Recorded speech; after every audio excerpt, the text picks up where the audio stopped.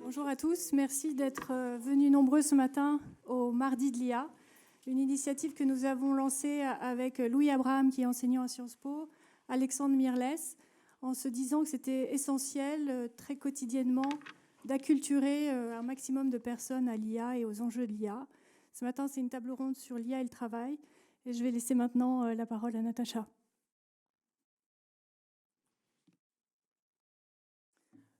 Bonjour à tous, rebonjour. Merci à vous d'être présents pour ce mardi de l'IA qui a été organisé avec beaucoup d'efficacité puisqu'on a eu des forces vives du secteur de la tech, une volonté du secteur académique et puis une grande joie pour nous à Sciences Po d'accueillir cette initiative. Elle s'inscrit très logiquement, très naturellement dans le cahier des charges de l'école de management de Sciences Po qui a été sur les fonds baptismaux axé sur les questions d'innovation aujourd'hui et sur l'innovation et l'impact.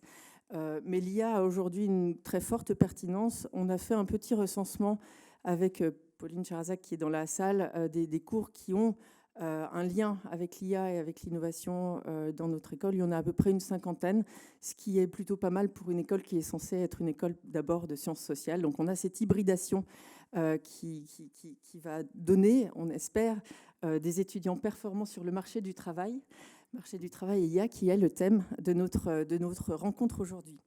Alors Madame la ministre, Monsieur le professeur Aguillon, Antonin Bergeaud, Arnaud Bassoulet, je vous remercie d'avoir accepté de participer à cette table ronde si matinale. Céline Antonin a accepté de la modérer. J'en profite pour annoncer la nomination de Céline Antonin comme professeure affiliée à l'école de management et de l'impact de Sciences Po. Donc, bravo Céline. Qui contribue avec beaucoup d'efforts à la formation de nos étudiants. J'avais prévu de vous parler pendant une dizaine de minutes de IA et travail, pourquoi c'était pertinent pour l'école, quels étaient les enjeux. Il se trouve que, en tant qu'économiste, je regarde aussi de près les questions de productivité, donc j'aurais aussi fait le lien avec la productivité, mais vous avez des invités qui sont bien mieux placés et bien mieux préparés que moi pour le faire. Donc je vous souhaite une bonne séance. Et on se donne déjà rendez-vous pour une prochaine séance des mardis de l'IA. Elle n'est pas encore programmée, mais elle aura lieu très certainement avant la fin de l'année. Je vous remercie.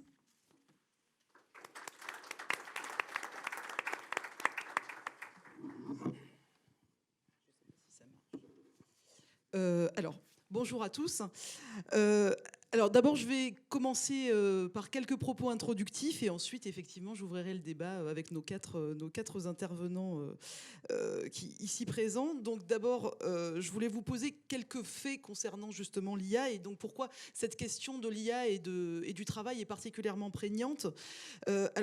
En fait, en 2023, le directeur général d'IBM avait annoncé suspendre ou ralentir les embauches dans les fonctions de back-office, telles que les ressources humaines et la finance. Et il avait déclaré à Bloomberg « Je pourrais facilement voir 30% de ces postes remplacés par l'IA et l'automatisation sur une période de 5 ans ». Alors en fait, la question de l'automatisation de l'emploi se pose depuis longtemps. Hein, on en parle depuis Keynes et le chômage technologique. Mais l'IA va plus loin puisqu'elle incarne la capacité d'une machine à reproduire un comportement humain intelligent. Et en fait, on ne se contente plus d'automatiser des tâches physiques, mais l'IA va participer à la production d'idées et de solutions nouvelles en introduisant une dimension cognitive inédite à la machine.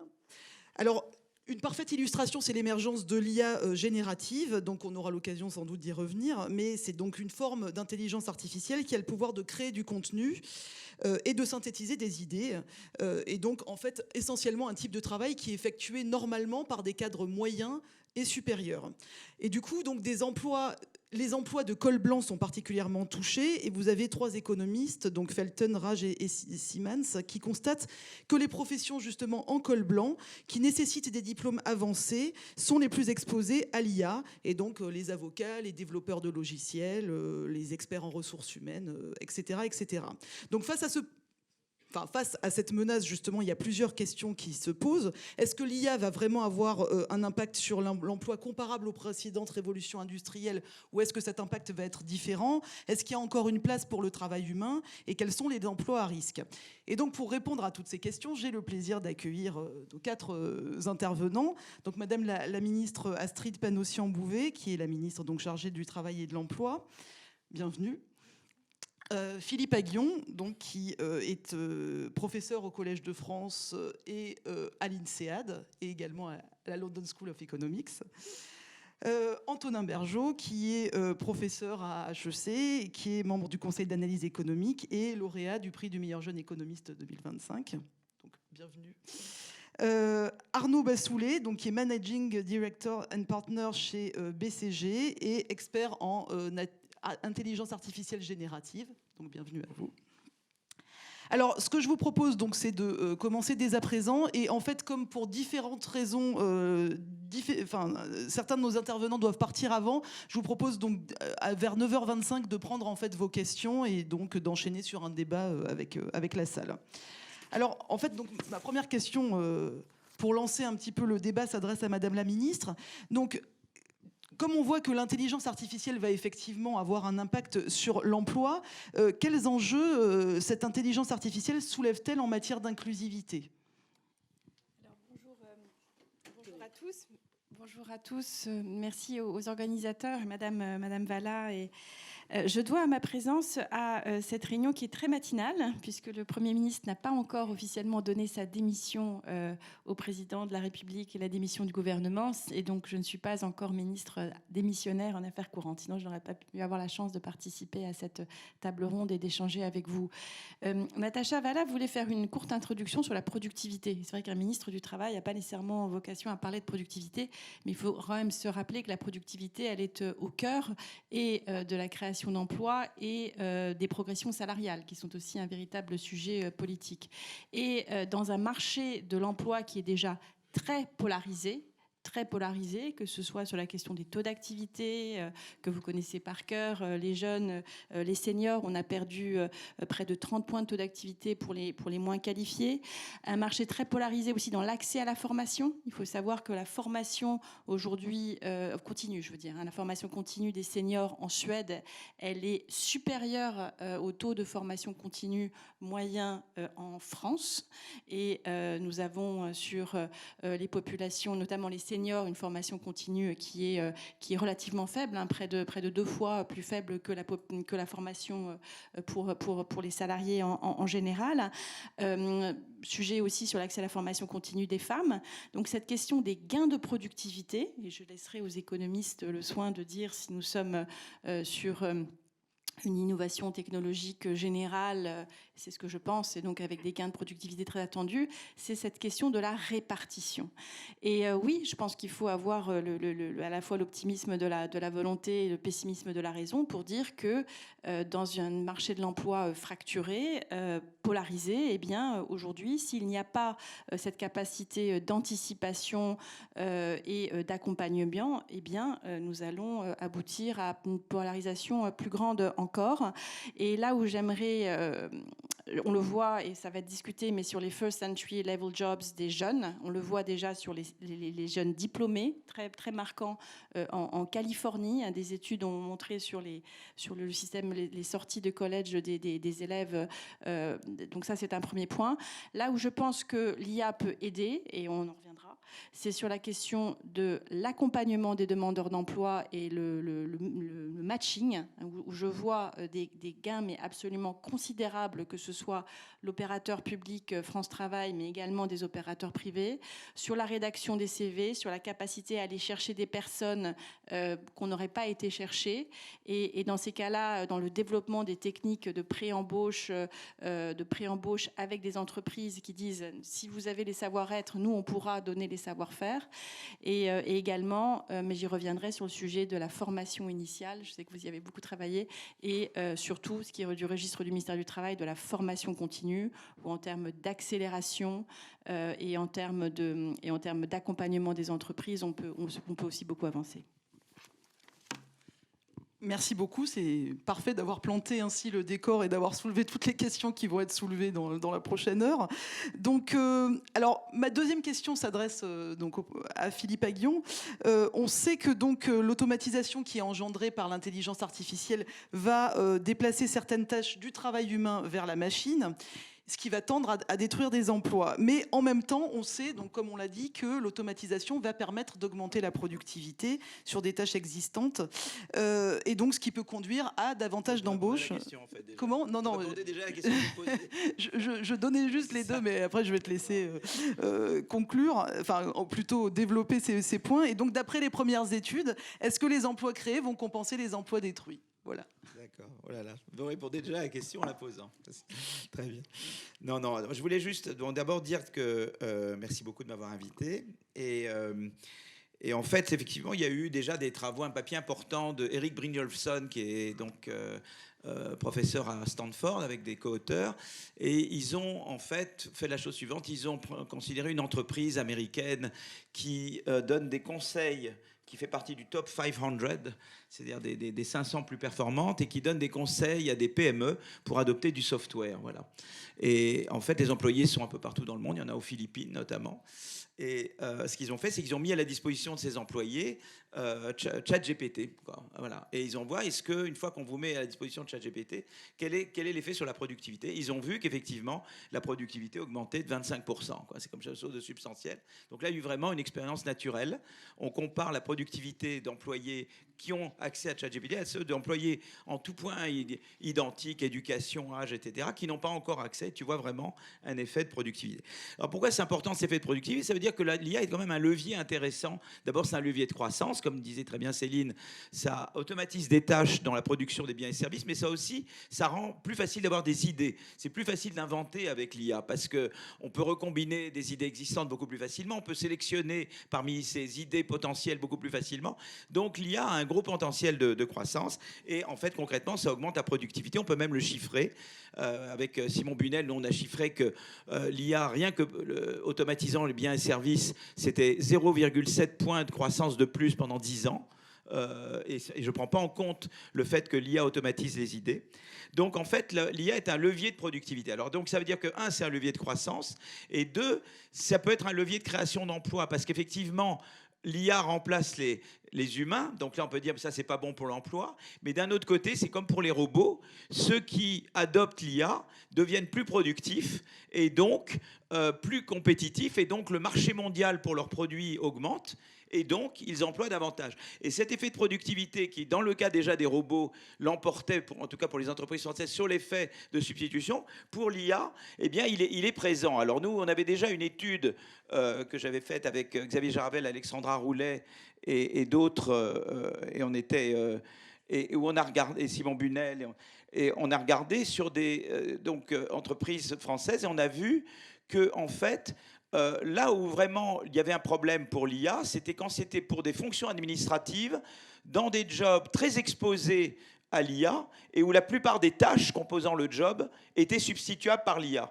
Mais il fallait vraiment ces conditions-là pour que l'IA réduise l'emploi. Donc en fait, là où on pouvait penser qu'il y avait vraiment un risque existentiel, eh bien, on se rendait compte que là où vraiment... alors, c'est peut-être pas encore l'IA générative, peut-être que l'IA générative, ça va être différent. Donc ça, mais en tout cas, les données que nous avions jusqu'à présent, à nouveau, on trouvait que globalement, l'effet était positif et que le seul cas où c'était vraiment négatif fallait ces trois conditions. IA utilisée pour des fonctions administratives, job fortement exposé et la plupart des tâches substituables par l'IA. Alors peut-être que ça va changer avec l'IA générative, mais le dernier point que je veux faire, c'est que l'IA, en fait, a un gros potentiel. Tout dépend des institutions qu'on met en place. Et moi, je pense beaucoup... J'ai toujours poussé en France pour une flexisécurité à la danoise. Malheureusement, on ne l'a pas fait.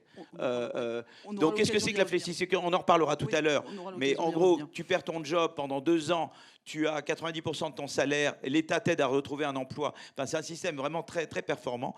Il n'existe pas vraiment... Enfin, c'est pas 2 ans. Enfin, en tout cas, ils ont un système de flexi-sécurité quand même bien meilleur que chez nous. Voilà. Mais je ne veux pas simplement, je termine une chose, c'est-à-dire de dire qu'en fait, c'est ça le point que je veux faire, c'est-à-dire que l'IA en soi, n'est pas une mauvaise chose. Tout dépend des institutions et des politiques que l'on met en face.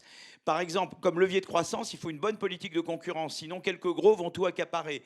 Comme politique de création d'emplois, il faut un bon système éducatif. Nous, on a un système où il y a beaucoup trop d'absentéisme à l'école et notre système éducatif est dysfonctionnel. Et deux, on n'a pas un bon système de flexisécurité en France. Si on a les deux choses, eh bien, à ce moment-là, l'IA peut être un fantastique levier. Donc l'IA en elle-même, évidemment, il ne faut pas juste avoir peur de l'IA. Il faut dire l'IA, c'est comme un cheval. Il peut vous amener dans le pire, il peut vous amener dans le meilleur, pourvu que vous le guidiez. Qu'est-ce que ça veut dire guider l'IA? C'est de mettre en face les bonnes institutions et les bonnes politiques. Voilà. Et ça dépend de nous. Voilà. Je suis été un peu long, mais je voulais juste faire cette introduction. On va revenir après à la politique de à tout ça. formation. Voilà, Donc merci Philippe. Alors je me tourne maintenant vers Arnaud Bassoulet pour vous demander donc où on en est de l'adoption de l'IA justement pour faire la transition et notamment l'IA générative par les entreprises et quels sont, d'après ce que vous avez pu voir, les premiers impacts mesurables sur les salariés. Merci de me recevoir d'abord. Donc moi mon métier c'est de travailler auprès des entreprises, notamment des grandes entreprises pour déployer l'IA et donc pas simplement faire des slides mais vraiment les aider à revoir leur processus en utilisant cette technologie et ça fait une petite dizaine d'années que je travaille là-dessus donc j'ai pu voir plusieurs vagues d'IA. Sur les deux parties de la question, sur la partie déjà de l'adoption, la réponse courte c'est élevé et sur la partie impact je dirais ça dépend et même beaucoup d'études, et j'y reviendrai, montrent que dans beaucoup de cas, c'est très difficile. Si on regarde d'abord la partie adoption, donc on a sorti une étude il y a, je crois en juin, qui s'appelle AI at Work, qui est disponible. Alors, c'est pas une étude académique, mais qui est plutôt... on a interrogé des employés dans une dizaine de pays, je crois que c'est 11 pays, 10 000 personnes environ, et on leur a demandé l'usage qu'ils avaient de l'IA. Ce qu'on voit, c'est que dans ces pays, il y a en moyenne 7 personnes sur 10, donc 70% des personnes interrogées qui utilisent l'IA au quotidien, donc plutôt des outils type le chat, ChatGPT entreprise, etc., sans vouloir faire de la pub. On voit que c'est pas la même chose selon les populations qu'on regarde. C'est surtout des gens qui sont des leaders et qui sont des managers. Et plutôt de l'ordre de 80 à 90%. Les gens qui sont plutôt employés, plutôt autour de 50%, et c'est plutôt stable au cours des 2 dernières années. Alors que sur les autres types de populations, on voit plutôt une augmentation. Donc il y a une vraie question déjà d'éducation, de coaching pour que tout le monde puisse se saisir de cette technologie. Donc usage fort, un peu partout, surtout dans les pays du Sud. Bon, je ne vais pas tout détailler, mais ce que ça montre, c'est que l'adoption, et c'est ce qu'on intuite un peu tous, parce qu'on utilise beaucoup cette technologie. Maintenant, si on regarde l'impact, bon, je pense que vous avez, en tout cas, beaucoup d'entre vous ont dû voir passer l'étude du MIT qui dit que dans 95% des entreprises, il y a 0 impact avec l'IA. On peut questionner la méthodologie, on peut poser plein de questions là-dessus, mais je pense que nous, en tout cas moi, mon expérience, c'est qu'il y a une part de vérité dans ça. Et pour comprendre comment se joue l'impact, je vais essayer d'être court, mais en fait, il faut déjà comprendre comment cette technologie est déployée. En fait, il y a 3 choses qu'on voit qui sont assez différentes. Il y a d'une part les entreprises qui déploient cette technologie, les outils sur étagère, et puis qui regardent ce qui se passe. C'était un peu l'exemple qui venait d'être cité. En général, nous, ce qu'on voit, c'est qu'il n'y a pas de gain de productivité mesurable dans un compte de résultats ou sur des chiffres, des KPI économiques qui sont traçables par une entreprise. Je parlais au CIO d'une entreprise française. Il me disait, on a déployé GitHub Copilot, donc qui permet de coder plus rapidement.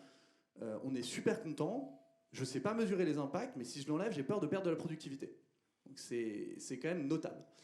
Il y a une deuxième chose qui est, donc au-delà de déployer des outils, qui est de faire des transformations fonctionnelles. Et c'est là, je pense, où est le cœur de la bataille, c'est de se dire demain, vous êtes une fonction marketing, sales, R&D, fonction support, vous dotez d'outils qui peuvent être des outils sur étagère, mais aussi des outils que vous adaptez à vos besoins, et vous allez transformer vos processus, vous allez transformer la façon dont les équipes sont organisées, et c'est là qu'il y a un impact assez significatif. On mesure de 30 à 40%, pas mal en gain d'efficacité, et ça c'est traçable dans un compte de résultats. Mais ça requiert vraiment une transformation, et c'est là où beaucoup d'entreprises ont du mal, parce que c'est beaucoup des POC, parce que c'est beaucoup des pilotes, c'est beaucoup drivé par l'IT, et ça manque, je dirais, de soutien par le métier. Dernière chose pour finir, il y a un troisième usage de cette technologie qui est vraiment de l'invention de nouveaux business models, de nouveaux produits. Donc, vous pouvez penser par exemple à des laboratoires qui lancent maintenant des médicaments, qui font des recherches sur les gènes à cibler en priorité avec de l'IA et de l'IA générative. Et ça, c'est des cycles qui sont plus longs. On commence à voir des premiers impacts, mais ça va mettre 5, 7, 10 ans à se matérialiser. D'accord. Merci beaucoup. Alors, je donne la parole à Antonin Bergeaud, donc, qui a travaillé notamment sur l'exposition des emplois à l'automatisation par l'IA. Donc, est-ce que tu peux nous dire donc, quels seront les emplois qui seront les plus exposés à cette automatisation et quels emplois potentiellement pourraient être créés? Voilà, donc faire un peu un bilan, en tout cas, du type d'emploi qui pourrait être supprimé et créé. Alors, bonjour à toutes et tous. Alors, je voudrais juste, avant de répondre, réagir rapidement à... Je trouve que c'est... Voilà. Donc, je voulais juste réagir rapidement parce que je trouve que c'est vraiment très intéressant. En fait, on parle souvent de l'adoption de l'IA et puis on regarde les entreprises qui adoptent 0 ou 1. En fait, je pense que pour réfléchir à l'effet sur l'emploi, il y a quelque chose qui est assez important. C'est justement la manière dont l'IA va être adoptée dans les entreprises. Ça va rejoindre votre question directement. En fait, aujourd'hui, vous avez effectivement des entreprises qui vont voir les cabinets de conseil et qui font les choses bien pour essayer d'adopter, de réfléchir à comment transformer leur processus. Et bon, il y a évidemment des échecs et puis des succès. Mais il y a aussi une énorme partie de l'adoption qui se fait un peu de manière spontanée par les employés, souvent, qui utilisent en fait l'IA comme vous, comme nous tous, en fait, qui l'utilisent chez eux et puis qui l'utilisent au travail, ce qu'on appelle parfois shadow IA, je crois. Et ça, ce qui est intéressant, c'est que l'IA, en fait, fait gagner du temps. Selon les métiers, ça peut être différent, mais on gagne normalement du temps, sinon on ne l'utiliserait pas. Et la question, c'est comment ce temps va être réutilisé. Or, comme l'adoption de l'IA, elle se fait souvent de manière un peu secrète, c'est-à-dire qu'en tant qu'employé, on ne veut pas dire à son manager qu'on a utilisé ChatGPT, en gros, bah, ce temps gagné, en fait, on ne va pas le réutiliser de manière intelligente. Enfin, on peut l'utiliser pour se reposer, ce qui peut être une bonne chose, ou prendre un café. Mais du point de vue de la productivité, ça n'a pas tellement d'effet en définitive, parce que vous allez gagner du temps, mais le temps gagné, vous allez en fait l'utiliser à faire autre chose. Et pour éviter cet écueil, en fait, ce qu'il faudrait, c'est réussir à avoir une adoption d'IA concertée. Mais là, le problème, c'est qu'il y a un manque de confiance en général entre les employés et les managers. C'est-à-dire que si on se dit mon entreprise va adopter l'IA, on va avoir tendance à s'y opposer parce que finalement, on va se dire que le temps gagné va pas être redistribué pour moi, mais il va être redistribué contre moi. On va me faire réduire mon temps de travail, voire me licencier. Et donc, tant qu'on n'a pas réussi à réfléchir de manière concertée à une adoption d'IA qui permet à l'entreprise de gagner du temps, mais réutiliser ce temps de manière intelligente pour augmenter non pas la quantité produite, mais la qualité de ce qui est produit, ou la qualité du travail, bah, l'adoption, elle se fera de manière sous-marine, si elle se fait, et les gains de productivité, on ne les verra pas. Donc, du coup, bah, ça, pour revenir sur votre question, les métiers qui sont concernés par l'IA, bon, bah, aujourd'hui, c'est quand même beaucoup de métiers. Les métiers qui sont menacés par l'IA, en fait, c'est ces métiers sur lesquels l'IA fait gagner tellement de temps dans le contenu total d'une journée, c'est-à-dire que quand vous regardez toutes les activités que vous faites dans une journée, vous vous rendez compte que l'IA en fait intervient pratiquement partout. Mais ce genre de métier, il y en a assez peu finalement. Et puis c'est des métiers qui sont déjà transformés depuis longtemps ou qui sont déjà menacés depuis longtemps. On peut chiffrer, alors il y a plein de chiffrages, et puis c'est plutôt les ordres de grandeur qui comptent, 5%, 10%, 3%. Bon, à la limite, peu importe, parce que de toute façon, tous ces métiers vont réagir de manière endogène et on ne sait pas vraiment ce que va être la réalité. Mais par contre, le danger pour l'emploi, je pense que c'est plutôt justement de continuer à avoir ce type d'adoption qui ne génère pas de gains de productivité, parce que comme l'a dit Philippe Aghion, les gains de productivité en fait vous donnent un effet de taille de marché qui fait que vous allez pouvoir augmenter l'emploi derrière. Mais si vous avez une adoption qui en fait vous permet juste de gagner du temps, et à la limite, encore une fois, on peut penser que c'est une bonne chose de gagner du temps, mais on peut aussi trouver une façon plus intelligente de réutiliser ce temps de travail, y compris pour qu'il soit redistribué aux travailleurs. Donc je pense qu'il y a vraiment un nouveau débat à avoir sur comment on repense le temps de travail aujourd'hui avec l'IA. Ce qui vient d'être dit par les différents intervenants est absolument fondamental en fait. C'est-à-dire que c'est comment est-ce qu'on attaque ce paradoxe qu'aujourd'hui on a plus de la moitié des salariés qui se forment par eux-mêmes et qu'on a aussi plus de 2/3 des chefs d'entreprise qui qui ont recours à des conseils extérieurs pour mettre en œuvre ou expérimenter l'IA dans leur entreprise. Moi, je pense qu'on a quand même en Europe cette chance cette spécificité par rapport à d'autres continents qui est la question du dialogue social. Vous parliez de la force des institutions et des politiques publiques. Et le dialogue social peut créer ce cadre de confiance, je le pense fondamentalement, pour d'abord rassurer sur le human in the loop, pour rassurer sur l'utilisation de la data, pour créer aussi cette vision partagée autour du projet d'entreprise, des besoins de formation, et puis pour être ce lieu du bargaining, de qu'est-ce qu'on va faire de ces gains de productivité. Est-ce que ça va être des revenus qui vont être partagés? Est-ce que ça va se transformer en moindre temps de travail? Enfin, c'est absolument fondamental. Et d'ailleurs, c'est pour ça que dans le document d'orientation, le pacte travail qui va être envoyé aux partenaires sociaux, sur lequel on a discuté pas plus tard que hier avec certaines forces syndicales. On propose aux partenaires sociaux de se saisir aujourd'hui de l'intelligence artificielle comme outil de dialogue social, mais pas avec le formalisme du dialogue social comme on peut l'entendre, mais avec la possibilité de faire des accords de méthode de manière itérative comme l'est l'intelligence artificielle. Donc ça, c'est absolument fondamental. Et je pense que ça, plus le fait que de proposer aussi dans cet document d'orientation que la formation soit plus simplement une consultation des instances sociales, mais que ce soit une vraie instance de négociation, c'est absolument essentiel pour justement construire ce cadre de confiance qui permettra de diffuser les gains de productivité, parce qu'il est là le sujet. Il est comment est-ce qu'on diffuse le plus rapidement cette innovation. Sur la question de l'accompagnement de l'emploi, parce que ça a aussi fait un sujet de discussion avec les partenaires sociaux aujourd'hui, ce qu'on voit et ce qui marche aujourd'hui dans les pays scandinaves, j'ai en plus un tropisme scandinave puisque ma mère est norvégienne, c'est des durées d'indemnisation plus courtes, mais avec des véritables politiques d'activation et de formation pendant cette durée d'indemnisation. On commence maintenant à mettre le paquet avec France Travail, que ce soit sur les formations, et je pense très franchement que l'IA peut nous aider, enfin je le vois moi, sur la productivité des agents de France Travail, la capacité d'aller chercher des profils très différents auxquels on n'aurait pas pensé, et donc ça c'est quelque chose d'exceptionnel.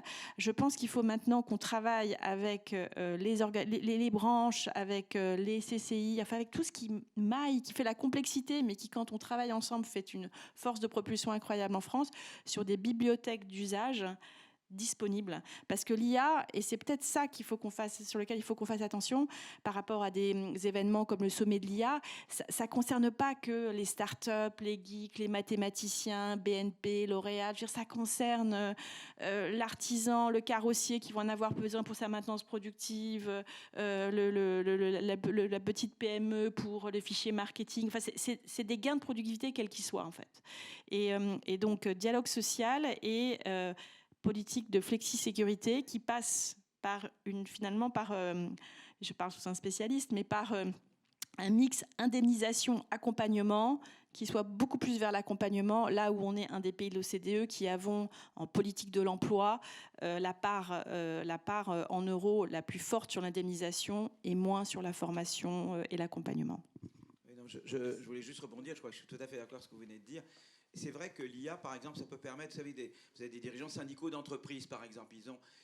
Moi, je pense que, par exemple, en Allemagne, il y a une vraie participation des employés au conseil d'administration. Chez nous, non.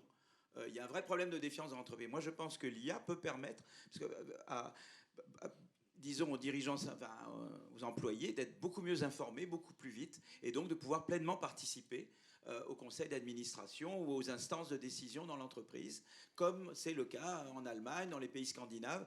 Et donc, si l'IA pouvait servir à ça, ça serait quelque chose de très important. Je crois quand même que nous, un peu le problème qu'on a eu, c'est que, et je sais, bon, on est très proche de Gilles Berset et l'importance de la négociation collective, etc., qui est donc une chose que je crois totalement. Mais c'est vrai que nous, il y a eu un peu une chance, on a des syndicats réformistes qui sont chez nous quand même, qui sont devenus importants en France, et je pense qu'il y a eu des mains tendues qui n'ont pas été saisies. Même avec le conclave, je pense qu'on a trop cédé au MEDEF qui hurle dès qu'on dit pénibilité. Dès qu'on dit crédit impôt recherche, le MEDEF se met à hurler, alors on se couche. Et je crois que là, il y avait des opportunités, il faut les ressaisir, de saisir. Je pense que c'est très important. de dialogue avec des syndicats qui sont quand même, la CFDT, etc., c'est des gens qui veulent le dialogue social, qui croient dans le dialogue social. On peut ne pas être d'accord, mais je crois que là, il y a vraiment... il faut montrer... Je crois et malheureusement, je ne veux pas revenir sur la réforme des retraites, mais c'est vrai qu'il y avait un moment donné, il y avait la possibilité d'un accord avec la CFDT, et ça n'a pas été saisi. Et moi, je veux dire, avec toute la sympathie que j'ai pour l'exécutif. Mais je crois qu'il faudra vraiment revenir et investir dans la confiance et dans le dialogue social, quoi. Mais vraiment, quoi. Et accepter de ne pas faire plaisir au MEDEF forcément, quoi. Je veux dire, voilà, monsieur Patrick Martin, pénibilité, ça ne te plaît pas, mais on le fait quand même. Voilà. Ou d'autres choses, ça ne te plaît pas, mais on le fait, quoi. Crédit à pour cher, ça ne te plaît pas qu'on le réforme, mais on va le réformer quand même. Alors, sur cette question de la formation continue, est-ce que vous voulez ajouter quelque chose, Antonin ou Arnaud? Vous voulez... Aussi, justement, c'était mon point suivant. Alors, justement, je voulais en venir à la formation initiale, effectivement, puisque dans un monde où cette intelligence artificielle va transformer les métiers, cette formation initiale apparaît comme la pierre angulaire. Et il y a une étude récente qui a été publiée par Brynjolfsson et ses co-auteurs qui montrait que les salariés en début de carrière semblaient être ceux qui étaient le plus touchés par cette intelligence artificielle et par cette révolution. Donc, est-ce que, selon vous, les jeunes vont être les premières victimes de l'intelligence artificielle ? Nous sommes en plus à Sciences Po, donc c'est une question qui prend encore plus son sens. Et pour vous, quels doivent être les principaux axes de la politique initiale de formation? Donc... Oui, c'est une question difficile. Effectivement, on n'a pas les chiffres en France, à ma connaissance, peut-être le ministère du Travail en a produit, mais effectivement, aux États-Unis, on voit que les premiers effets négatifs sur l'emploi liés à l'IA, alors on peut discuter la méthodologie, mais en tout cas, dans les métiers qu'on estime être les plus impactés par l'IA, sont concentrés chez les jeunes. C'est quelque chose qu'on annonce et sur lequel on réfléchit depuis longtemps. Effectivement, on voit bien, je pense que tout le monde en a fait l'expérience, quand on regarde un peu les tâches que l'IA fait très bien, c'était plutôt des tâches qu'on déléguait à des stagiaires ou qu'on faisait quand on commençait à travailler. Donc, il y avait une forme d'inquiétude assez rapide sur finalement l'intérêt pour des entreprises de continuer à recruter massivement des jeunes diplômés ou des stagiaires. Du point de vue de l'éducation, moi, dans une école concurrente de Sciences Po où je travaille, on enseigne, on essaye de complémentaire, exactement. On essaye de réfléchir à comment on forme les jeunes aujourd'hui, parce que en fait, on n'a pas encore trouvé la solution. Concrètement, on a des pistes, on tente des choses, mais on ne sait pas comment faire un examen aujourd'hui, on ne sait pas vraiment tester les compétences des étudiants, donc on les fait passer à l'oral quand on a la bande passante pour le faire, mais quand vous avez 500 étudiants, ce n'est pas possible. Donc là, temporairement, on est revenu au papier, au stylo papier, parce que c'est le seul moyen de... mais ce n'est pas une solution, on sait bien que ce n'est pas la solution. La solution, ce n'est pas de dire on fait comme si l'IA n'existait pas et on interdit l'usage, au contraire, c'est d'utiliser l'IA pour aller contrer cette force, ce vent contraire qui arrive sur les jeunes diplômés qui font qu'ils ont des ouvertures, moins de métiers possibles et moins d'offres de stage. Mais par contre, ils peuvent s'emparer de ces outils pour devenir beaucoup plus efficaces. Aujourd'hui, avec des IA, vous pouvez pratiquement être un petit entrepreneur, quoi. Vous gérez vos agents d'IA ou vos IA et puis vous les faites travailler sur différentes tâches, ce qui nécessite quand même des compétences très différentes. Une capacité à bien formuler les idées, une capacité à bien organiser le travail, qui sont des choses c'est une espèce de compétences un peu non cognitives qu'on forme un peu moins bien dans les écoles et en France que dans d'autres pays. Et donc je pense qu'il faut qu'on mette un peu le paquet sur cette formation de compétences non cognitives, mais aussi qu'on réfléchisse à comment utiliser l'IA pour former. Et pour l'instant, c'est un peu normal, mais on est dans une phase de transition dans laquelle je pense qu'on n'a pas encore trouvé la bonne formule. Peut-être je suis très d'accord. Je pense que c'est très difficile de mesurer pour le moment l'impact, et on se pose un peu tous la question. Pour vous donner 2 exemples, donc mon entreprise BCG, par rapport à des concurrents, on se pose vraiment la question de est-ce qu'on doit continuer à recruter autant de jeunes. La réponse qu'on a prise aujourd'hui, c'est de dire oui. Il y a des concurrents qui ne le font pas du tout et qui sont en train de revoir complètement la pyramide des talents. Qui a raison? Réponse dans 10 ans. Mais pour le moment, c'est dur de dire.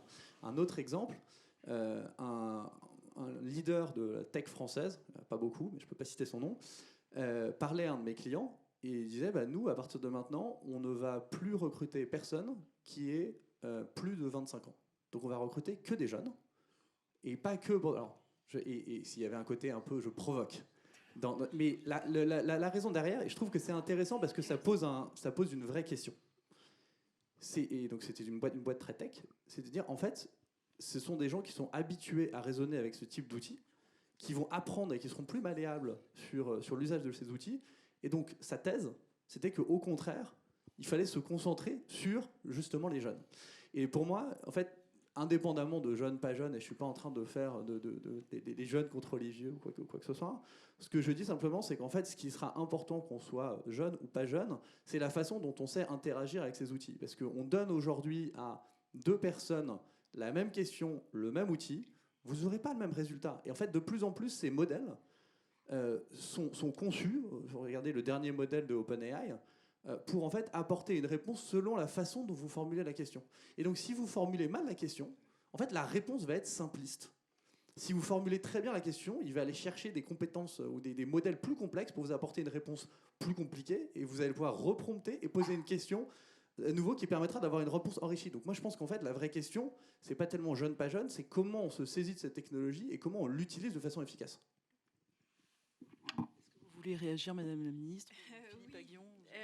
Non, mais je pense que au cœur, parce qu'on parlait de formation initiale, formation continue, le sujet c'est finalement cette formation tout au long de la vie, mais c'est surtout cette formation duale en fait, qui est qu'en France on a encore toujours. D'abord on fait cette distinction entre ce que disait Goodman, non comment ça s'appelle, intelligence du cœur, intelligence de la main, intelligence de la tête, good quelque chose, je sais plus, qui a aussi fait cette distinction entre anywhere, nowhere.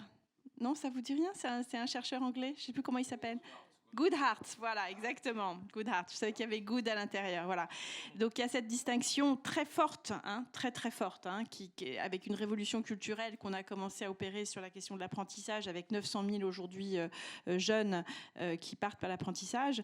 Mais le sujet, c'est finalement celui des formations duales, à la fois pratiques et puis en situation de travail et théorique.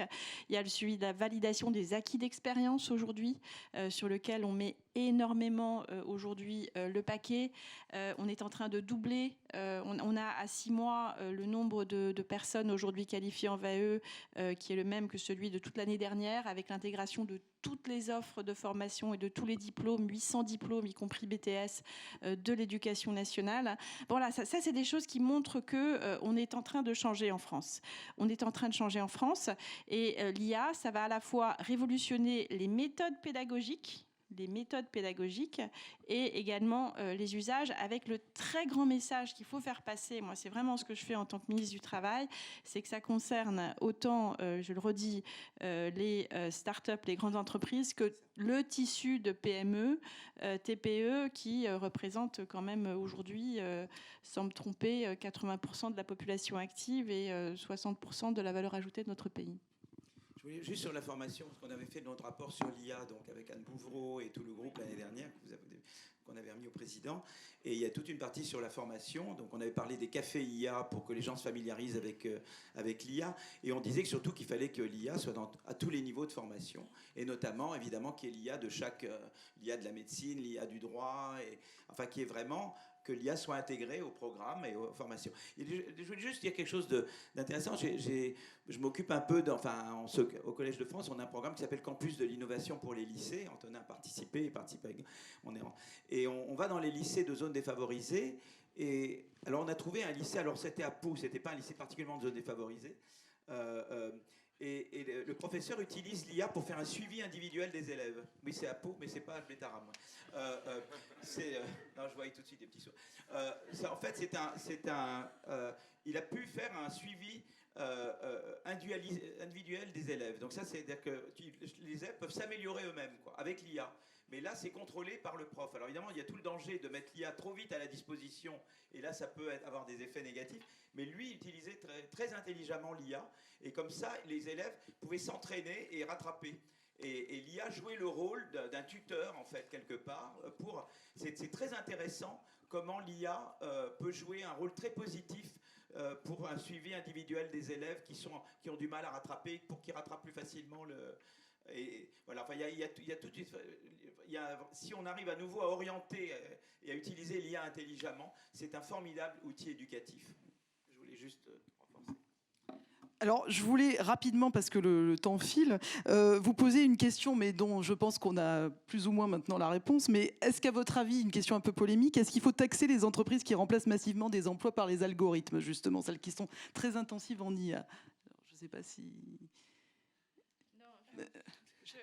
Non, moi, je vais laisser le soin aux économistes. Hein. Je vois plutôt les effets, franchement, contre-productifs. Hein. Donc, moi, j'aimerais plutôt leur laisser la parole. Par contre, et puis parler de management algorithmique. Je sais que ça fait partie du sujet. Voilà. Donc, mais je serais intéressée sur cette taxation des IA et la taxation des robots. Ça avait fait l'objet d'une proposition d'un candidat à la présidentielle. D'une chose très rapidement, c'est-à-dire on avait un peu tout un débat parce qu'en 2017, il y avait un candidat qui proposait de taxer les robots.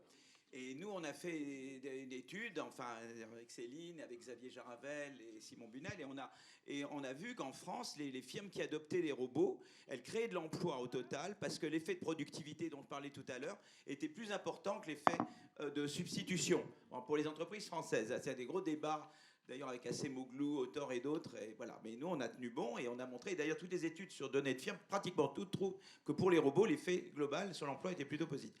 Donc taxer les robots, c'est taxer l'innovation. C'est-à-dire tu innoves, c'est comme si tu dis je taxe l'innovation, quoi. Et alors il y a des gens qui font le raisonnement, disent oui, mais moi qui robotise, je crée des emplois, mais c'est à ton détriment, toi qui robotises. Donc au total, ça ne devrait pas avoir d'effet. En fait, c'est pas vrai, parce que c'est pas un jeu à somme nulle. En fait, quand vous robotisez, vous avez un produit moins cher ou un meilleur rapport qualité-prix, et donc vous arrivez globalement à toucher des consommateurs qui avant n'étaient pas touchés du tout. Donc c'est pas du tout un jeu à somme nulle. C'est pas que ceux qui robotisent juste piquent des emplois à ceux qui robotisent pas, quoi. En fait, l'effet total est positif parce que en fait, vous touchez un marché plus large. Alors, il faut voir pour l'IA, il faudra voir si c'est vrai pour l'IA générative, etc. Mais l'idée de taxer les robots, c'est comme si vous dites taxer l'innovation. Et ça, je pense que c'est une mauvaise idée. Je sens qu'il y a... Voilà. Donc, alors justement, sauf si Antonin ou Arnaud voulaient réagir spécifiquement, mais justement, est-ce que l'IA pourrait remplacer les managers, et donc que peut-on penser du management algorithmique? Donc je crois que vous vouliez réagir. Oui, on le voit quand même sur un certain nombre d'employeurs qui utilisent déjà le management algorithmique. Je pense notamment aux plateformes, VTC, livreurs, avec des vrais problème. C'est aussi pour ça qu'il y a eu une volonté de la part de l'Europe, et avec une transposition bientôt en France d'ici décembre 2026, de réguler des problèmes en termes de partage de revenus. Je vous donne ces exemples-là, hein, de partage des revenus avec des courses, je pense notamment aux livreurs, qui peuvent être autour de 2-3 euros par course, alors qu'il y a une demande qui est immense. Donc ça veut dire qu'il y a a priori un business pour soutenir le modèle économique. Ce sont le flou autour de qu'est-ce qui gère les algorithmes dans la capacité de pouvoir sortir de la plateforme dont on est parfois dépendant à 100%. C'est aussi de fait très peu de partage de la valeur, et donc de la nécessité d'avoir à faire beaucoup de courses, des vrais sujets de santé, de conditions de travail. Enfin, moi je trouve qu'il y a une forme assez effrayante en fait, vraiment effrayante. Donc j'ai bien dit d'ailleurs à toutes ces plateformes que j'ai rencontrées en début d'été, que si elles n'avançaient pas, nous passerions par la loi. Si elles ne passaient pas par le dialogue social, eh bien nous passerions par la loi, parce qu'il est juste impensable que des personnes soient encore aujourd'hui en France payées 2-3 euros de l'heure simplement en résultante du management. Et le vrai sujet, effectivement, le vrai sujet dans cette négo de dialogue social avec un régulateur qu'on a mis en place, c'est la transmission des données que beaucoup de ces plateformes ne veulent pas donner, et l'utilisation qui en est faite. Donc moi, je suis... Voilà, enfin, je veux dire, c'est pas simplement de human in the loop, c'est de human in command. On parle de leadership, on parle de management, on parle de relations sociales, de l'homme qui est un être social. C'est aussi des sujets anthropologiques. Et je pense que, en tout cas, sur le monde du travail, pour avoir vu les exemples les plus aboutis de management algorithmique aujourd'hui, c'est quelque chose qui fait peur, en fait. Voilà. Tout simplement, et qu'il faut, je pense, réguler très, très résolument. Pour compléter, moi je dirais que je suis plus inquiet pour les managers, notamment les mid-managers, que pour les jeunes. Il y a à peu près, je crois, 8 millions de managers en France. On a posé la question, toujours la même enquête. En France, je crois que c'est proche de 40% des managers qui disent craindre pour leur emploi. C'est plus que pour les autres couches, enfin, niveau hiérarchique. Et probablement à raison aussi parce que c'est un métier qui concentre une forme d'expertise dont ils peuvent se sentir aujourd'hui dépossédés parce qu'en fait, notamment, un mid-manager, c'est une personne qui va aller vérifier la qualité du travail de quelqu'un d'un peu plus junior, qui n'est pas forcément dans une position où c'est la personne qui va aller définir la vision un peu stratégique de l'entreprise. Et on voit très bien comment l'IA peut un peu se saisir de ce rôle. Donc il y a pour moi une vraie question dessus. D'autant plus qu'il y a beaucoup de jeunes, et c'est aussi tout ce qu'on entend avec les entreprises qui se disent AI first, où en fait on se dit, bah, voilà, on a plutôt une entreprise qui est très horizontale, c'est plutôt un désir de pas mal de jeunes de se dire, j'ai pas envie soit d'être dans une position de mid-management, soit d'être managé par quelqu'un qui est un peu dans cette position intermédiaire. Donc moi je pense, et enfin, c'est pas quelque chose forcément que j'appelle de mes voeux, mais je pense que la société, de plus en plus, va devenir des gens qui seront beaucoup plus en capacité d'aller faire des tâches très diverses, des managers qui seront plus dans une position de leadership, de vision stratégique, mais il y a une vraie question sur ce que va devenir un peu le management intermédiaire, et je me demande si ça ne va pas un peu naturellement se réduire. Je voulais juste rebondir une seconde là-dessus. Il y avait une étude intéressante de Gary Cano, et co-auteur, je crois que John Van Reenen, Gary Cano, et je ne sais pas qui était le troisième co-auteur du papier, qui avait regardé, qui avait montré déjà que l'automatisation, que la révolution de déjà de la précédente avait eu l'effet, ce qu'ils appelaient le delayering, c'est-à-dire justement l'aplatissement des firmes et la disparition de middle management. Donc on peut penser effectivement l'IA ne va faire que renforcer, mais c'était déjà le cas avec cette révolution, d'après cette étude très importante de Van Reenen et Gary Cano. Et il y a ce phénomène effectivement d'aplatissement. Et le livre fameux The Machine That Changed the World qui disent qu'on va vers des firmes beaucoup plus plates, en fait, des spans on appelle des spans of control, comme on dit, plus importants. Mais je laisse. Donc ça, vous suivez ces choses beaucoup mieux que moi. Non, mais en fait, il y a les études, il y a l'observation des phénomènes, et puis il y a est-ce que c'est désirable en fait. Voilà, enfin, on se pose quand même la question de l'engagement au travail, d'une verticalité des pratiques politiques comme des pratiques managériales. Est-ce que d'avoir quelqu'un au sommet qui définit une vision avec des personnes, donc une structure horizontale qui effectivement voit leurs tâches de plus en plus élargies, mais sans le sens, je pense que ça pose un vrai problème, d'autant plus qu'en France, on a cette vision du management qui d'abord celle d'une primauté technique. On a quand même une promotion des managers aujourd'hui qui est d'abord faite sur l'expertise technique avant d'être autant sur les soft skills, embarquer, expliquer la qualité de l'interrelationnel qui est absolument essentiel. Et donc, je reviens sur la question du dialogue social. Le dialogue social, comme outil de diffusion de l'IA, cadre de confiance, projet stratégique partagé par tous et le cadre du bargaining. Mais le dialogue social, donc ça, c'est ce qu'on propose aux partenaires sociaux de s'en saisir. Mais le dialogue social, c'est pas qu'au sommet. Donc on propose effectivement de se saisir des partenaires sociaux de la part des salariés dans les conseils d'administration. En France, sont représentés les salariés dans les conseils d'administration pour les entreprises qui ont plus de 1000 salariés en France ou 5000 salariés dans le monde. Ce chiffre, il est à benchmarker par rapport à 500 salariés en Allemagne, voire 250 salariés en Suède et aux Pays-Bas. Mais ce n'est pas que là. Le dialogue social, c'est tout le dialogue de proximité. Et c'est vrai qu'autant les ordonnances de 2017 ont apporté de la fluidité là où il y avait beaucoup de formalités, c'était form over substance, autant je pense que là où c'est perfectible objectivement, c'est sur cette hyper-centralisation. Et ce dialogue doit être maintenant dans le dialogue de proximité aussi. Voilà. Et ça, c'est aussi des choses qui sont proposées aux partenaires sociaux parce que je pense qu'il faut se saisir de ce modèle social qui est effectivement aujourd'hui en Europe. Je parle de l'Europe avec le rapport Draghi, qui peut être un frein aujourd'hui à l'innovation, mais pour faire du judo et en faire un levier levier de diffusion à travers le dialogue social qui peut rétablir cette confiance. Mais je pense qu'on ne doit pas uniquement être dans l'étude, on doit se dire, mais est-ce que c'est désirable? Est-ce que c'est ce que je veux pour et mon entreprise en tant que salarié et pour la société dans laquelle je veux vivre, le pays dans lequel je veux vivre? Je pense que c'est absolument fondamental.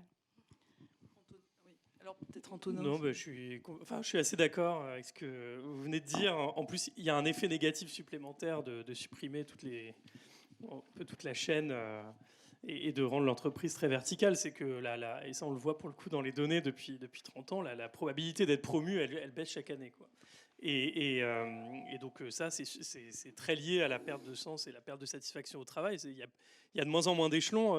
Et donc, en fait, pour être promu maintenant, il faut faire un saut énorme dans la hiérarchie. Et la manière dont les entreprises sont pensées, avec l'idée que pour passer... Ou changer de boîte, mais ce qui n'est pas facile non plus. Et comme en plus, comme vous l'avez dit, on considère que pour passer cadre, il faut avoir fait une grande école et être le plus intelligent de l'entreprise, en fait... C'est très compliqué de faire ce mouvement. Et on voit vraiment la probabilité d'être promu a complètement chuté depuis les années 90. Et avec l'IA, on a peut-être, c'est peut-être un peu optimiste de dire ça, mais comme on va avoir de toute façon une redistribution massive du temps de travail dans l'entreprise, que si on veut une adoption intelligente, il faut revoir le dialogue social, il faut trouver les leviers pour augmenter la confiance entre tous les employés de l'entreprise, qui est quand même en France particulièrement basse. On est un des pays qui a le moins confiance en tant qu'employé dans le management. Peut-être qu'on va arriver à une solution où de toute façon il faudra complètement repenser l'organisation de l'entreprise. Donc ça peut être l'occasion effectivement de revoir tout ça. Peut-être pour conclure, parce que nous arrivons quasiment au terme du coup des échanges. Donc une petite minute de conclusion pour chacun d'entre vous. Donc, est-ce que vous envisagez l'irruption de l'IA avec optimisme? Et du coup, voilà, comment vous voyez cette rupture anthropologique? Non, moi, j'ai vous dire simplement que je pense que ça doit être, on a beaucoup travaillé sur les seniors cette année avec une grande initiative parce qu'on a un vrai décalage par rapport aux autres pays.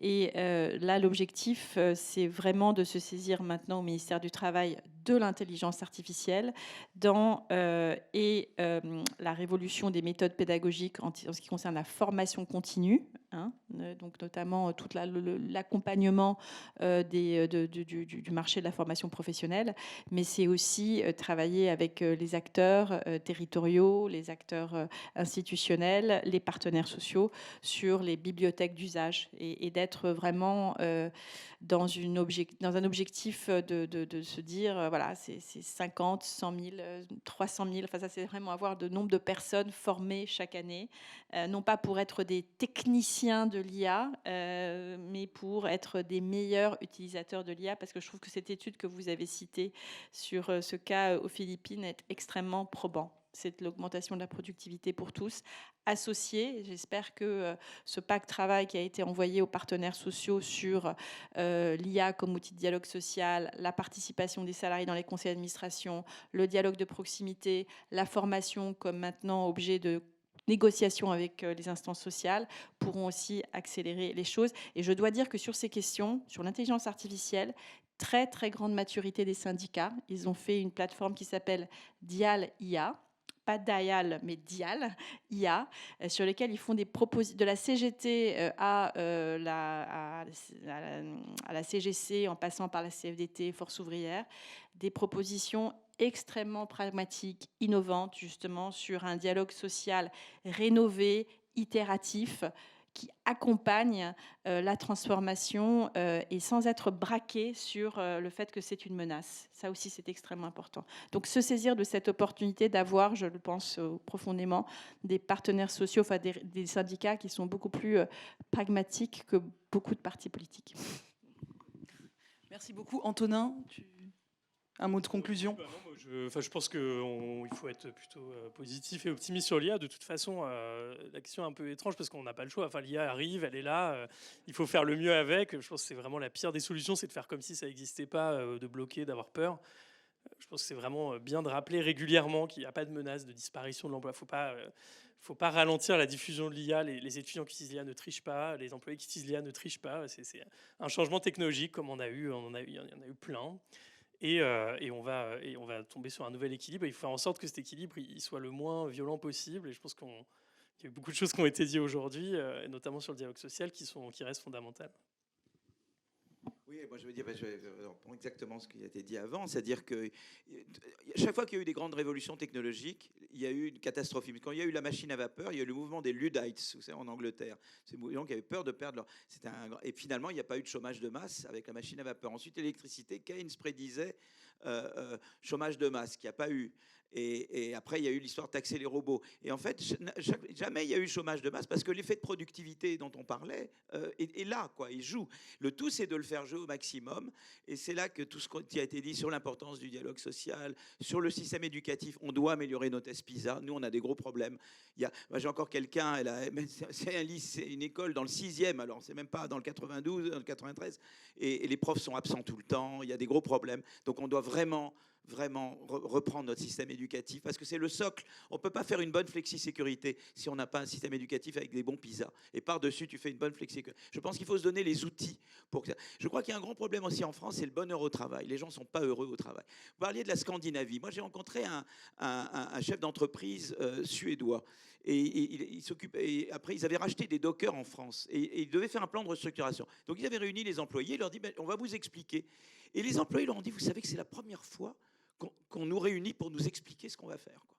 En fait, si vous avez jamais lu un livre de Robert Linhart qui s'appelle L'Établi, beaucoup d'entreprises en France marchent comme ça, quoi. La version burlesque, c'est le grand restaurant avec Louis de Funès. Mais je veux dire, on a une mauvaise culture du management. En général, on est humilié par ses supérieurs et du coup, on humilie ses inférieurs parce qu'on a été soi-même humilié avant. Il faut qu'on sorte de ça. Et c'est pour ça que les gens veulent partir à la retraite tellement tôt. C'est pour ça que dès qu'ils peuvent prendre des vacances, ils prennent des vacances. Parce qu'ils ne sont pas heureux au travail. Il y avait un très bon livre de Thomas Philippon là-dessus qui montrait que le bonheur au travail, enfin. Donc il y a beaucoup de choses à faire. Et je pense que l'IA, en informant, en rétablissant le dialogue social, en permettant, en faisant que les employés sont mieux informés et peuvent participer beaucoup mieux, ça va aider à ce que les gens soient heureux au travail. Et je pense que beaucoup des problèmes qu'on a eus sur le débat des retraites, etc., vont être facilités par le fait que les gens voudront rester davantage dans l'entreprise. Ce sera un lieu où ils sont heureux. Quelques mots également de mon côté.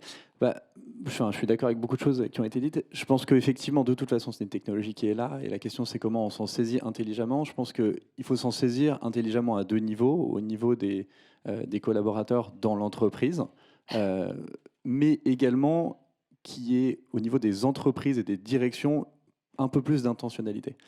Et moi, une chose qui me fait peur et qui me rend un peu moins optimiste sur cette technologie, c'est de voir les investissements qui sont faits aujourd'hui en Europe versus aux États-Unis. Il y a un x4, x5 entre les deux. Et je ne parle même pas d'investissements qui sont investissements publics, déjà dans les entreprises. Hein. C'est ça, en investissement en R&D sur cette technologie. Et en fait, il y a quand même un vrai risque de déplacement de valeur. Quand on regarde aujourd'hui des fonctions comme les call centers, où aujourd'hui beaucoup d'entreprises vont automatiser tout ça, prendre une licence Salesforce. Et du coup, tout ça, c'est de l'argent, des flux d'argent qui vont vers les États-Unis. Ça a un impact sur le travail. Il y a un déplacement qui est quand même en cours et une accélération de gains de productivité aux États-Unis qui est phénoménale. Et donc, à nous de nous en saisir en tant qu'employés, collaborateurs, personnes individuelles, mais également aux entreprises d'être un peu plus volontaires dans l'utilisation de ces technologies et dans le développement de ces technologies. Merci. Donc je vous propose d'applaudir nos 4 intervenants avant de passer au débat.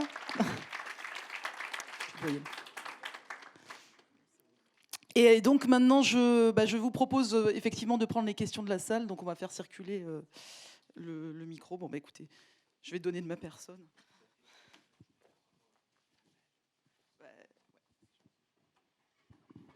J'ai besoin d'appuyer sur un... Non, parfait.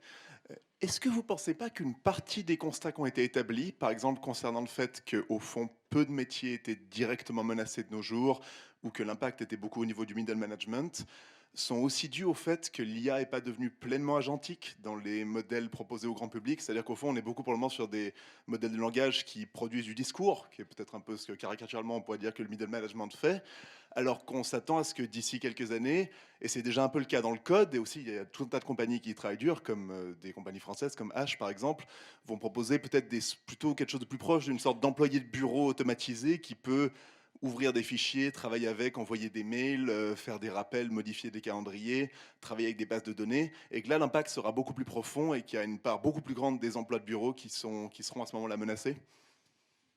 Ravi de me lancer sur cette question. On avait interrogé au tout début de l'année, je crois en janvier ou en février, des dirigeants un peu partout dans le monde sur l'impact sur l'emploi. 13% disaient, pensaient à réduire la voilure et donc détruire des emplois avec cette technologie.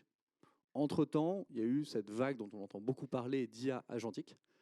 Et je pense qu'on referait exactement, on poserait exactement la même question. Aujourd'hui, ce 13%, il serait beaucoup plus élevé. Et je suis complètement d'accord avec ce que vous venez de dire. Je pense qu'il y a, un risque supplémentaire sur l'emploi avec cette notion agentique qui est justement le fait de se dire c'est très difficile aujourd'hui dans des métiers qui sont très divers d'aller capturer l'intégralité des tâches et de se dire j'automatise.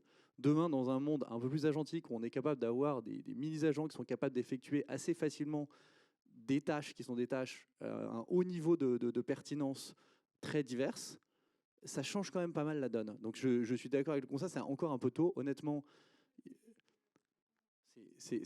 déjà des agents déployés à l'échelle aujourd'hui, dans le monde, il y en a très peu. Mais vraiment très très peu. Et il y a plein d'études qui en parlent aujourd'hui. Je pense que d'ici à fin d'année prochaine, on devrait voir des choses déjà déployées vraiment à l'échelle. Et ça devrait, je pense, on aura un regard un peu critique là-dessus. Mais je partage complètement la perspective. Et ça sera très intéressant de regarder à horizon, je pense, environ 18 mois, ce qui va se passer. Oui, bonjour. Oui. Bonjour, Joshua de Radical, jeune think tank. Bon, deux petites questions vite fait. C'est pour rejoindre ce que monsieur présentait sur les risques de l'IA. Vous ne pensez pas que l'IA peut nous substituer ou dégrader notre qualité de vie, c'est-à-dire par une automatisation, robotisation ou une monotonie? Et si c'est le cas, quelle serait votre stratégie pour l'éviter ou l'amoindrir? Ce que je pense, c'est qu'il y a ce risque, évidemment, mais c'est là que je pense que si on a un système où les gens vont... À l'école, on apprend à apprendre. Donc un bon système éducatif, tu apprends à t'adapter, en fait. Tu apprends à être adaptable. Et je pense que c'est ça qui est... Donc il faut qu'on devienne comme les Coréens. Tu vois, les Coréens, ils ont des super tests PISA. Les Finlandais ont des super tests PISA. Les Suédois en avaient des bons. Ils ont fait des mauvaises réformes scolaires. Bon, on ne va pas rentrer dans le détail des réformes. Mais il faut qu'on on améliore notre système éducatif. On a un gros problème. Voilà. Et il y a des gens formidables. Les professeurs sont formidables. Moi, je travaille beaucoup avec eux. Mais il y a quelque chose qui doit être changé. Voilà. Donc ça, c'est un socle important. Et comme on disait tout à l'heure, améliorer notre système de flexibilité. Je pense que si on a ces éléments-là, à ce moment-là, on est armé, quoi. Vous voyez, je veux dire, les gens peuvent s'adapter beaucoup plus facilement et avoir aussi une culture dans l'entreprise de dire que il ne faut pas des patrons voyous qui disent, moi, je ne cherche qu'une chose, que les employés, c'est des pions, et dès que je peux m'en débarrasser, je m'en débarrasse, quoi. Ou les seniors, dès qu'ils ont 50 ans, je m'en débarrasse. Je pense qu'il faut également une culture, et je pense que là, l'État a un rôle à jouer, c'est-à-dire le bonus-malus, j'y crois beaucoup. C'est-à-dire que moi, je donne un bonus aux entreprises qui se conduisent bien, et je donne un malus aux entreprises qui se conduisent mal. Je crois beaucoup dans ça. Je crois dans un bonus-malus. Donc je crois que c'est un ensemble de politiques qui vont faire qu'on va tirer le meilleur parti de quelque chose qui, profondément, a cet effet de productivité qui est très fort, qui peut donner énormément de choses, qui peut permettre d'être éduqué bien mieux, de se former beaucoup mieux, d'avoir un dialogue social stimulé. Donc je veux dire, il y a tellement d'utilisations vertueuses de l'IA. Et je pense que c'est toujours pareil. C'est comme l'innovation. On peut induire l'innovation verte ou l'innovation dans les technologies polluantes. Et c'est à l'État et à la société civile de diriger l'innovation d'un côté ou de l'autre. Vous voyez ce que je veux dire? C'est ça. Donc la technologie en elle-même, elle peut faire le meilleur, mais vous devez la diriger. Et donc, il faut mettre les politiques en place qui permettent de le faire. Merci beaucoup pour vos paroles très éclairantes. Je me permets de revenir sur la question fiscale à l'ère de l'IA. Pour mettre en place ce système de flexi-sécurité que vous appelez, on est quand même devant des nouvelles dépenses de la part des institutions publiques qui sont importantes. Alors vous me direz, c'est une bonne chose parce que l'IA va apporter beaucoup de nouvelles valeurs, de nouvelles richesses, à la fois directement en étant intégrée dans les outils productifs et indirectement en participant à la R&D. Alors est-ce qu'il n'y a pas une façon intelligente de répartir cette nouvelle valeur dans un système fiscal rénové qui permet justement de traiter efficacement les questions de flexi-sécurité, les questions d'accompagnement de la société dans l'ère de l'IA, une façon intelligente qui soit adaptée au monde qui vient. Merci. Je partagerai avec vous d'ailleurs cette donnée très intéressante où en fait, dis-moi comment tu répartis tes ressources, je te dirai qui tu es. Quand vous regardez la politique de l'emploi aujourd'hui, les deux principaux postes politique de l'emploi, c'est l'indemnisation de l'assurance chômage et c'est les allègements de charges. Si on compte, voilà, parce que ça, voilà. Et les sujets de formation ne représentent de mémoire que 15% aujourd'hui des dépenses de l'emploi, si on prend en compte effectivement et l'indemnisation d'assurance chômage. Et donc on est vraiment aujourd'hui dans le choix de politique passive de l'accompagnement du chômage par de l'indemnisation et également par une stratégie coût en fait. Coût du travail, alors que le sujet, c'est celui de la montée en gamme et de l'innovation, justement, et de la capacité à générer de la productivité. Donc, moi, je pense que tout l'enjeu, et là, c'est vrai qu'on a des discussions qui ne sont pas faciles avec les partenaires sociaux, y compris les syndicats réformistes, c'est la question de comment est-ce qu'on translate ces politiques d'accompagnement passif vers des politiques d'accompagnement plus actives. Ça, c'est tout l'enjeu aujourd'hui.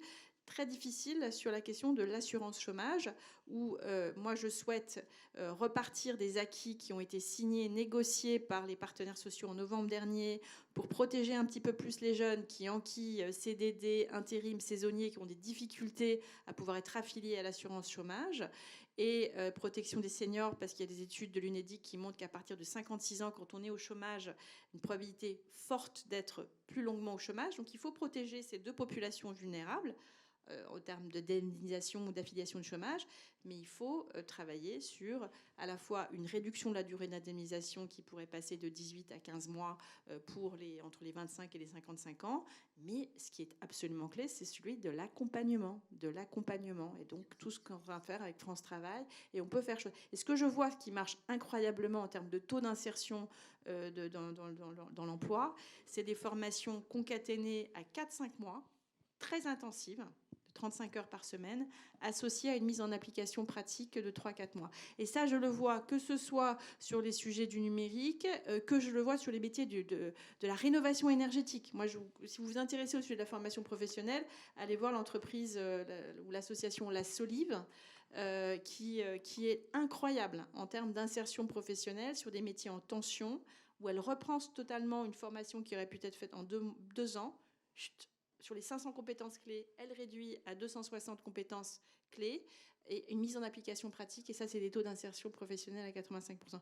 Deuxième chose très importante, il y a possibilité aujourd'hui de comptabiliser la formation en investissement, mais de manière très restrictive.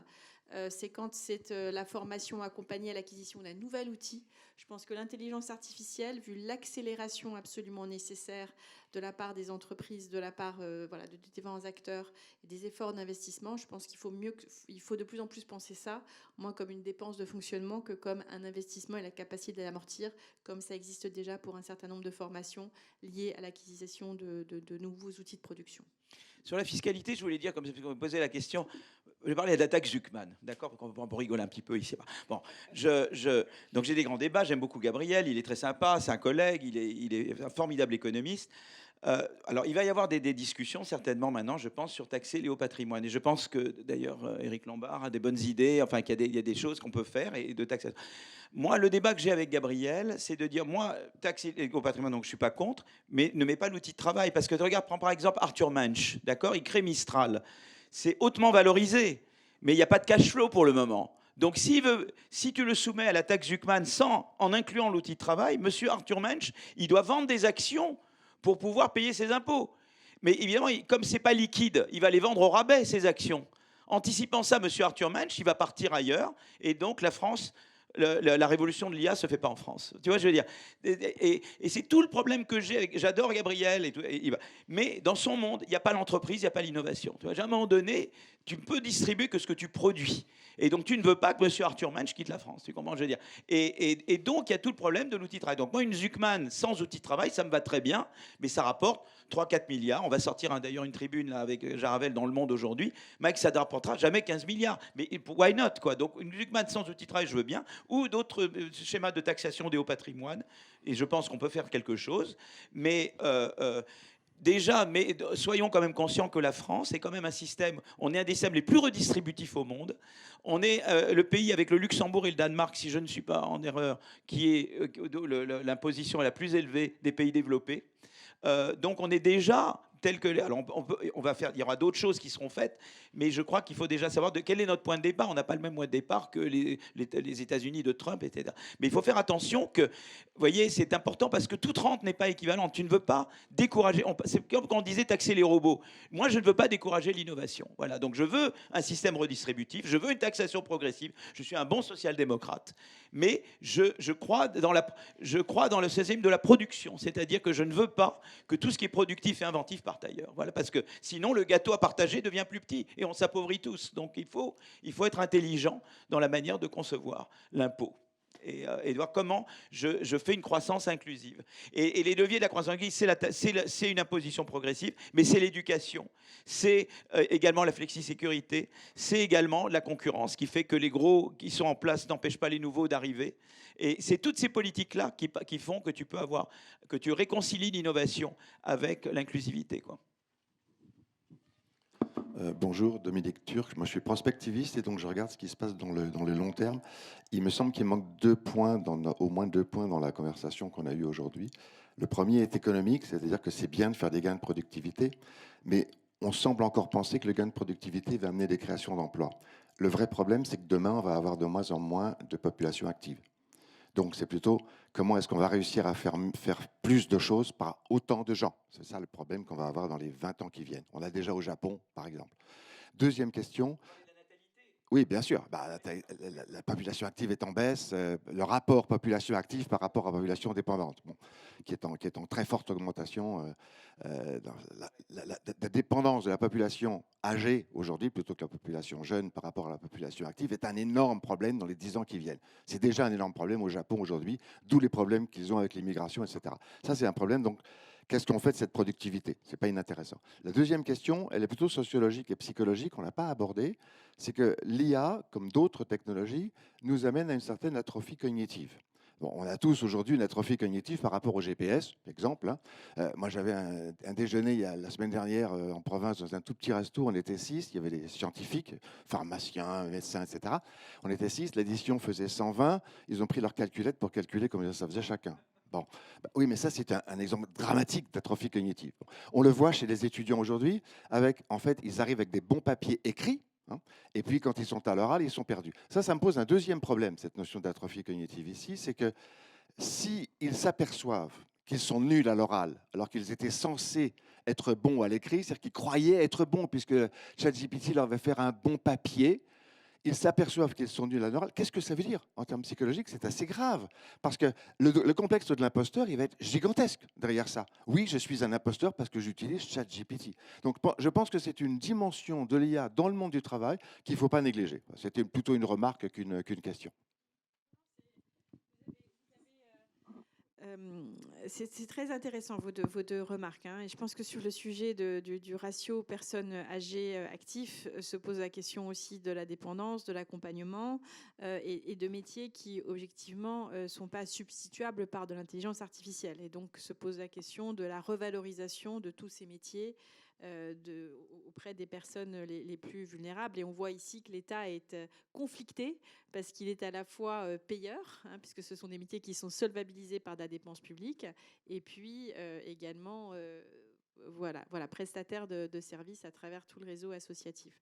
Sur la question je trouve très intéressant ce que vous avez dit sur l'atrophie cognitive, parce que je pense que ça veut dire, quand Philippe parle de la formation initiale, que ces questions-là doivent être mises mais bien en avant.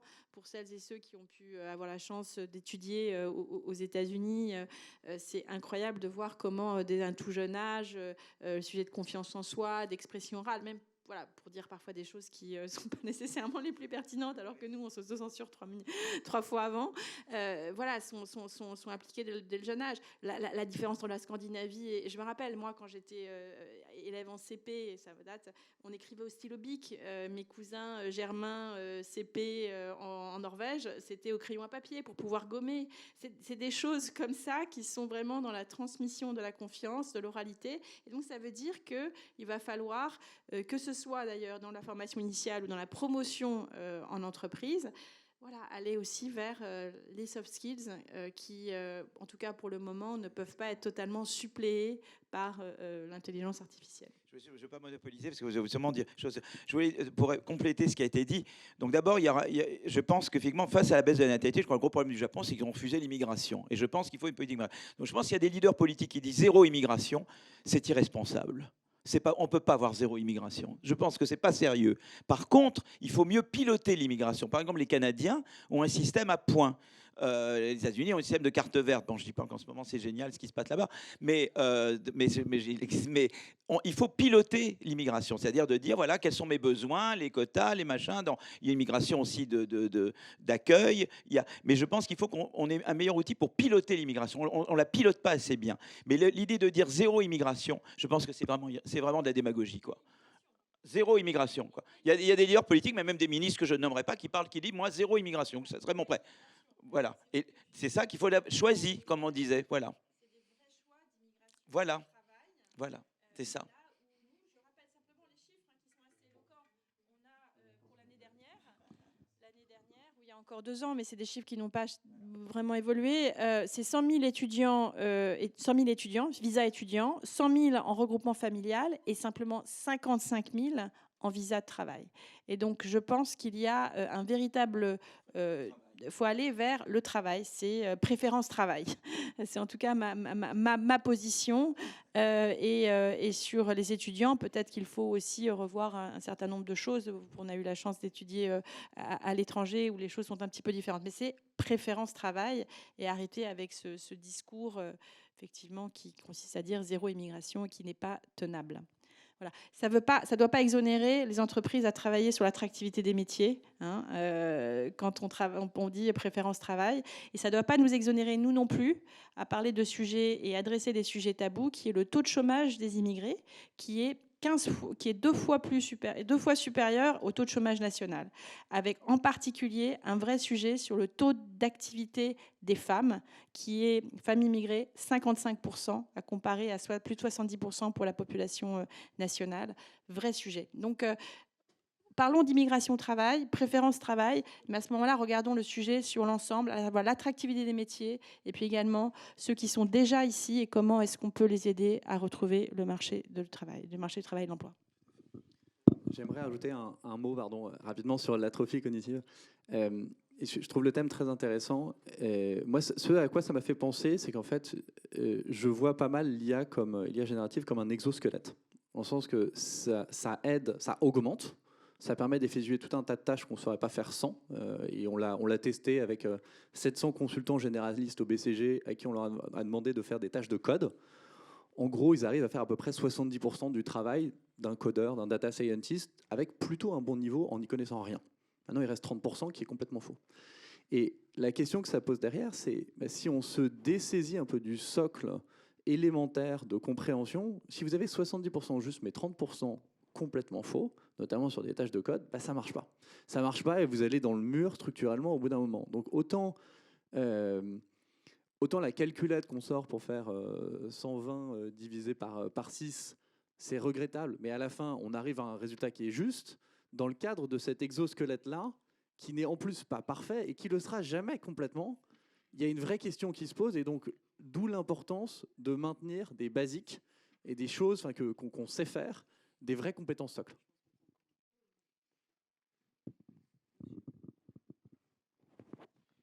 Oui, bonjour. Oui, j'avais deux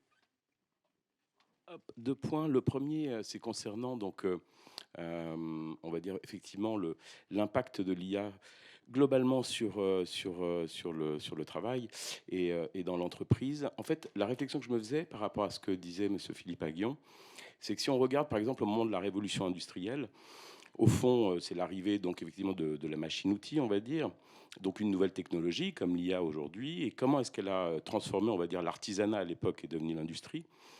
Peut-être qu'il y a eu aussi une innovation dans le domaine de l'organisation du travail. C'est Taylor, c'est Ford, finalement, qui ont dit ces machines-outils, voilà comment on va les utiliser. Et c'est à ce moment-là que sont apparues les grandes usines, etc.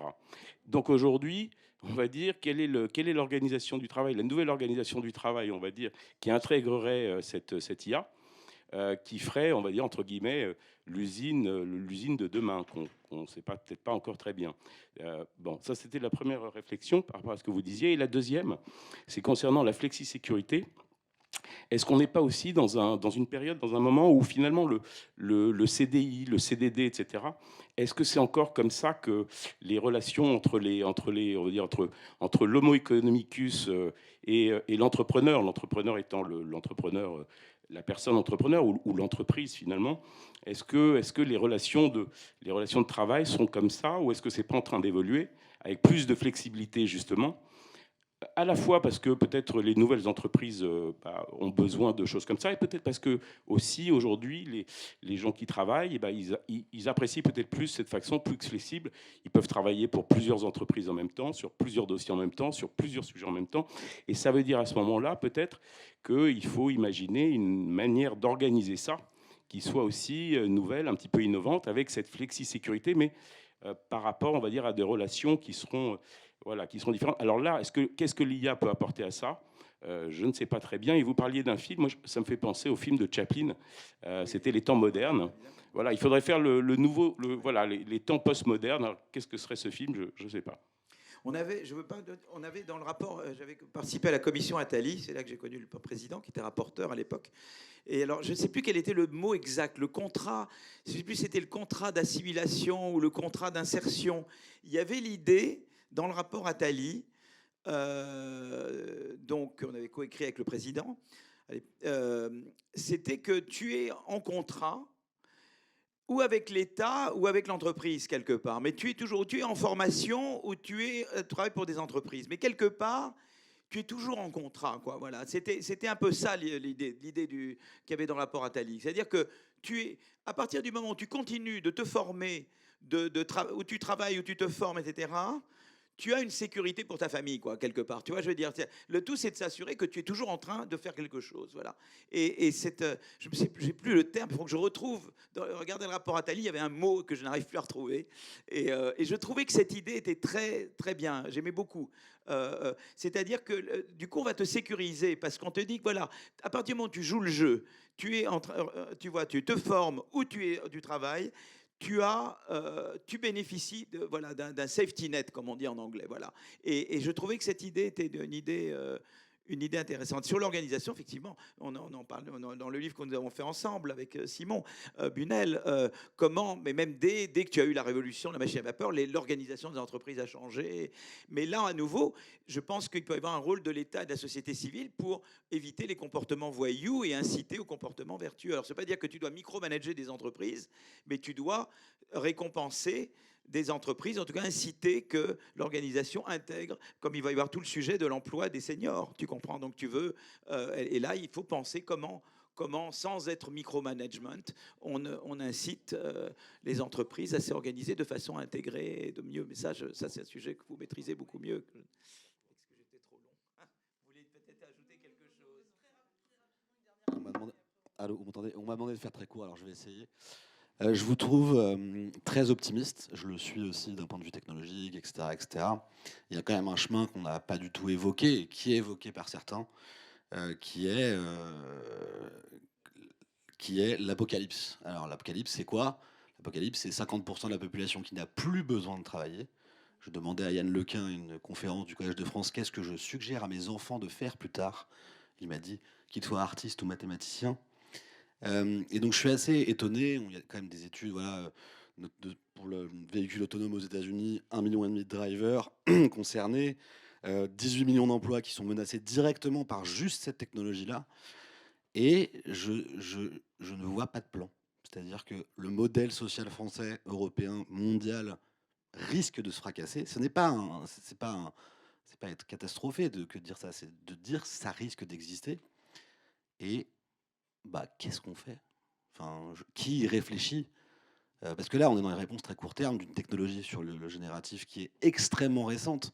Donc, donner des études d'aujourd'hui, des succès ou non, des projections d'emploi ou non, etc., c'est quand même très très tôt, quoi, je trouve, pour dire quelle vague de destruction ou pas d'emploi on va avoir. Et moi, ma question, c'est quoi le plan dans ce cas-là? Désolé pour la touche très positive de la fin. Le plan, c'est d'être en capacité d'anticipation. Donc, c'est à la fois une révolution de la formation initiale, c'est une formation continue. Enfin, quand je vous dis que il n'y a pas cette culture de la formation continue en France, quoi. Donc ça, c'est un vrai sujet. Il y a encore cette illusion que la connaissance est un capital fixe qu'on a au début et que l'on on agrège à d'autres, mais enfin sur lesquels il n'y a pas cette. Donc ça, c'est effectivement quelque chose à mener. Sauf que bon, la culture, c'est ce que la stratégie, c'est ce que la culture mange chaque matin au petit déjeuner. Hein, c'est ce que disait Peter Drucker. Et après, moi, je crois beaucoup. Là, j'ai un chat dans la gorge, mais à la porte. Excusez-moi. Allez-y. Est-ce que l'un d'entre vous veut dire quelque chose? Donc je vais jouer l'intermède en attendant. Non, peut-être. Moi, je pense qu'on a. Enfin, oui, l'impact va être très très fort à long terme. Mais maintenant, la réalité, c'est quoi? On se dit, on est catastrophiste. Moi, je pense que on a tendance très souvent à se dire, on surestime à court terme et on sous-estime à long terme. Et donc, aujourd'hui, pour reprendre le thème des agents. Et donc, ce qui a été abordé avant. Oui, je pense qu'il y a un potentiel démentiel avec les agents. Ça n'existe pas aujourd'hui. Avant de se poser la question de à quoi ressemblera l'organisation du monde dans 10 ans quand ces agents seront là, est-ce qu'on peut déjà être les premiers en France à maîtriser cette technologie et faire des choses qui sont utiles, techniquement parce que ça marche, mais aussi socialement parce que ça a un impact qui est positif avec ça. Encore une fois, ça revient, c'est une technologie, il faut s'en saisir, elle est là maintenant, utilisons-la. Et je pense que ce qui est quand même important, c'est de se dire, parce que le risque du truc catastrophiste, pour moi, c'est moins de se dire qu'il n'y aura plus d'emploi demain, qu'on l'emploie pour des choses qui sont mauvaises, ou on l'emploie pour des choses qui détruisent de l'intelligence. Et je pense que c'est vraiment juste la façon de testons cette technologie, jouons avec à très court terme, et en même temps, gardons, je sais pas, une forme de morale. Je sais pas si c'est de qu'est-ce qu'on veut en faire à long terme. Est-ce que notre but, c'est d'automatiser tous les emplois et de dire que demain, plus personne n'a de job pour créer de la valeur? Je ne suis pas sûr. Voilà. Et la dernière chose, excusez-moi, j'ai parfois des chats comme ça qui m'arrivent dans la gorge. Non, je pense que la question de la portabilité des droits est absolument essentielle. C'est-à-dire que effectivement, il va falloir, on change de plus en plus de jobs dans la vie, que ce soit dans le monde des salariés, que ce soit aussi vers les indépendants. Aujourd'hui, c'est pas suffisamment adapté. Et la seule chose qui soit véritablement portable en France, c'est la question de l'assurance santé, où qu'on soit demandeur d'emploi, indépendant, salarié, il y a cette portabilité.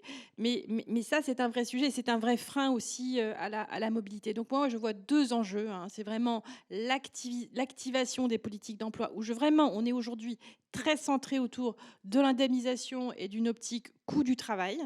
Et ça, c'est une révolution copernicienne qui concerne l'ensemble des partenaires sociaux, entre patronat comme organisation syndicale, et le sujet du travail qui continue à créer des droits, mais qui crée avec une portabilité, parce qu'on sera dans un monde du travail beaucoup plus portable et nomade. Voilà. Et le dialogue social, qui, je pense, est un levier pour créer de la confiance. Mais au cœur de tout ce qu'on vient de se dire, finalement, c'est des questions éminemment politiques de quelle société on veut, quelle société on veut pour nous-mêmes et surtout pour nos enfants. Merci. Alors je crois qu'on va en conclure par là. Donc merci à nos intervenants et merci à vous pour vos questions.